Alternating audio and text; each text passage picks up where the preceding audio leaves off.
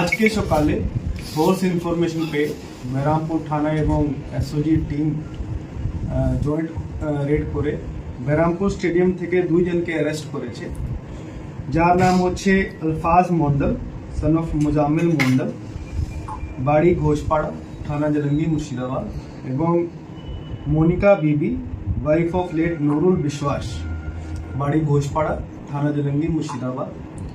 রেডের সময় এদের কাছে থেকে 8 piece 7.65 mm pistol, 16 piece magazine, 100 round live ammunition এবং 10,000 টাকা ফেক কারেন্সি নোট রিকভার এবং সিজ করা হয়েছে। এই নিয়ে একটা স্পেসিফিক কেস রেজিস্টার করা হয়েছে বেরামপুর থানায়। এখন পর্যন্ত যেটা জানা গেছে, এরা মুঙ্গের থেকে আর্মস প্রকিউর করে ট্রেন ধরে ফারাক্কা আসলো, তারপর ফারাক্কা থেকে বেরামপুর বাস ধরে আসলো। এখানে বেরামপুর স্টেডিয়ামে রেড করে একে দুইজনকে ধরা হয়েছে। ফার্দার ইনভেস্টিগেশন এখন চলছে। এরা কোথায় নিয়ে যাচ্ছিল আর্মসগুলো? এরা কোথায় নিয়ে যাচ্ছিল? মুঙ্গের থেকে নিয়ে আসলো, যেটা এখন পর্যন্ত আমরা জানলাম। এখন এরা কোথায় না নিয়ে যাচ্ছিল, নিজের ইউজ জন্য নিয়ে যাচ্ছিল, বা মিডলম্যান হিসাবে কাজ করতো, বা বাংলাদেশে